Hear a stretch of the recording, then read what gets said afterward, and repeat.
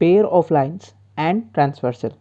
तो इस कॉन्सेप्ट में हम सीखेंगे कि दो लाइंस को एक तीसरी लाइन इंटरसेक्ट करेंगी अलग अलग पॉइंट पे। यहाँ पर आप ऑब्जर्व कर सकते हो कि 3 लाइंस हैं, एल, एम और एन। जो एल और एम है, इन दोनों लाइंस को ये लाइन एन इंटरसेक्ट कर रही है 2 अलग अलग पॉइंट्स पर। जब भी ऐसा होता है तो टोटल 8 एंगल्स फॉर्म होते हैं। यहाँ पर देख लीजिए एंगल 1, एंगल 2, एंगल 3, एंगल 4 और यहाँ पर angle 5, angle 6, angle 7, angle 8।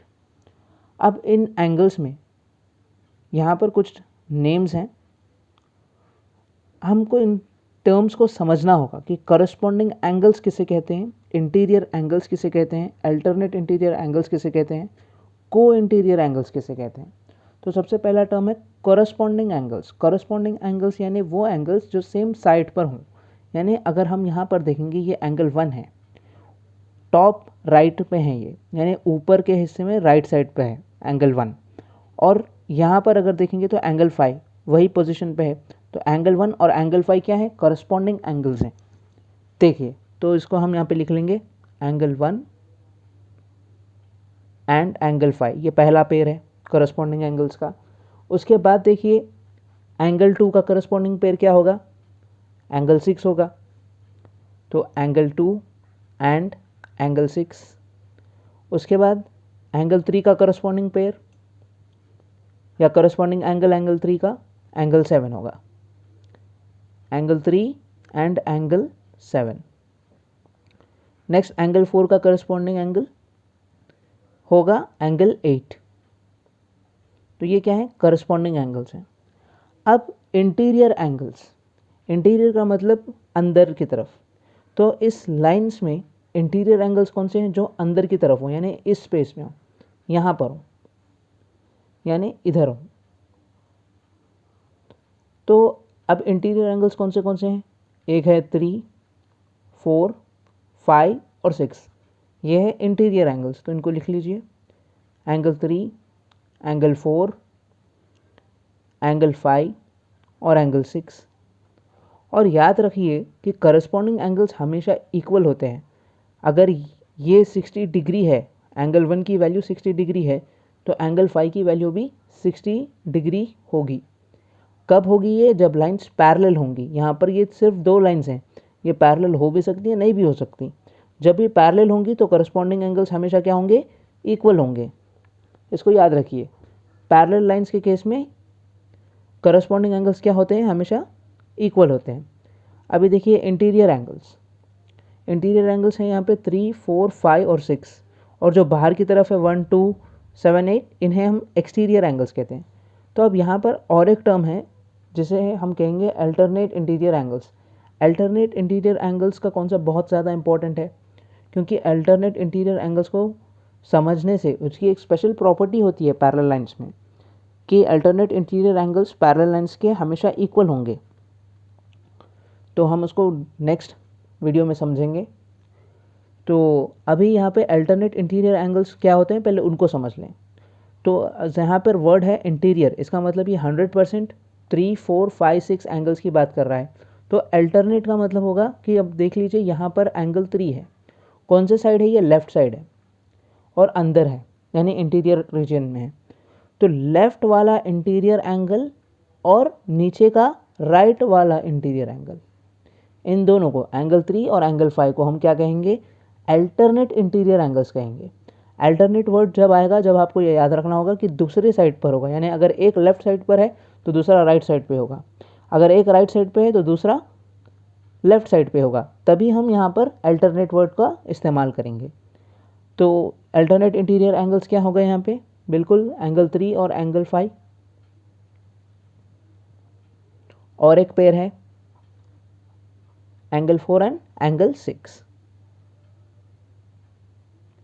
Last को इंटीरियर एंगल्स। को इंटीरियर का मतलब होता है करस्पॉन्डिंग इंटीरियर एंगल्स। तो करस्पॉन्डिंग का मतलब वो सेम साइड पर होंगे, यानी ये एंगल 3 और एंगल 6, एंगल 4 एंड एंगल 5। अगर सेम साइड के इंटीरियर एंगल्स की हम बात करेंगे तो उसका नाम होगा को इंटीरियर एंगल्स। अगर अगर हम अल्टरनेट इंटीरियर एंगल्स की बात करेंगे तो वहाँ पर साइड्स चेंज हो जाएंगे, जैसा यहाँ पे ये लेफ्ट साइड पे है, ये राइट साइड पे होगा। जब साइड्स चेंज हो जाएंगे तो उन्हें हम अल्टरनेट इंटीरियर एंगल्स कहेंगे। अगर सेम साइड पर हों, जैसा यहाँ पर 3 लेफ्ट साइड पर है और 6 भी लेफ्ट साइड पर ही है, और हम जब इन दोनों की बात करेंगे तो ये दो एंगल्स को क्या कहेंगे, हम को इंटीरियर एंगल्स कहेंगे। Now let us discuss about the parallel lines and transversal. तो यहाँ पर ऑब्जर्व कीजिए कि L और M दोनों क्या हैं, पैरेलल लाइंस हैं, एक दूसरे से ये पैरेलल है। तो पैरेलल लाइंस को N ट्रांसवर्सल इंटरसेक्ट कर रहा है इस दो पॉइंट्स पर, और 8 एंगल्स यहाँ पर बन गए हैं। तो हमेशा याद रखिए, जब भी दो लाइंस पैरेलल होंगी और एक लाइन उनको इंटरसेक्ट कर रही होगी दो अलग अलग पॉइंट्स पे, तो अल्टरनेट इंटीरियर एंगल्स, यानी अल्टरनेट इंटीरियर एंगल्स क्या है यहाँ पर, एंगल 3 और एंगल 5, ये हमेशा इक्वल होंगे। तो सबसे पहली चीज़, पहला पॉइंट जो आपको याद रखना है, alternate interior angles will be equal. Alternate interior angles will be equal. उसके बाद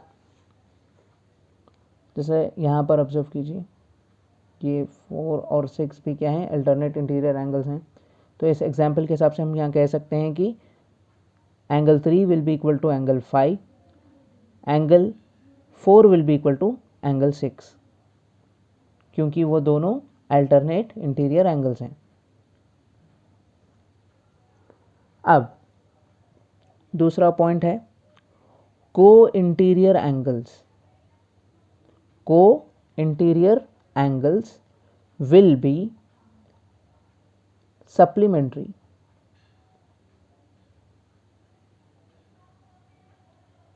मतलब को इंटीरियर किसे कहेंगे, interior angles on the same side. तो यहाँ पर को इंटीरियर एंगल्स क्या हैं, एक है 3, एक है 6। तो अभी यहाँ पर ऑब्जर्व करिए कि एंगल 3 और एंगल 6 ये दोनों क्या हैं, को इंटीरियर एंगल्स हैं। तो ये क्या होंगे, सप्लीमेंट्री होंगे। कब, जब लाइंस पैरेलल होंगी। तो angle 3 plus angle 6 will be equal to 180 degree, और angle 4 plus angle 5 will also be equal to 180 degree. Last but not the least, corresponding angles will be equal. जो corresponding angles होते हैं वो क्या होंगे, equal हो जाएंगे।